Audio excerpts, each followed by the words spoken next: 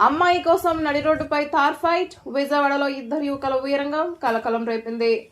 పాటమాట high tension 100 feet రోడ్డుపై థార్ జీపులతో ఒకరిపై ఒకరు ఢీకొంటూ బీభత్సం సృష్టించారు. రోహిత్, ఓం సినిమా యాక్షన్ సీన్స్ ను తలపించేలా రోడ్డు మీద చేసింగ్, ఢీకొట్టుకోవడం, తరువాత రాడ్లతో జీపుల అద్దాలు పగలగొట్టడం జరిగింది.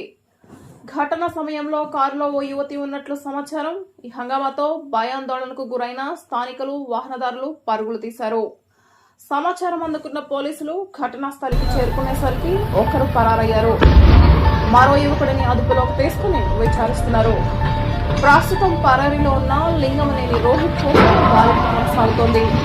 నడి రోడ్డుపై జరిగిన ఈ థార్ ఫైట్ విజయవాడలో హాట్ టాపిక్ గా మారింది.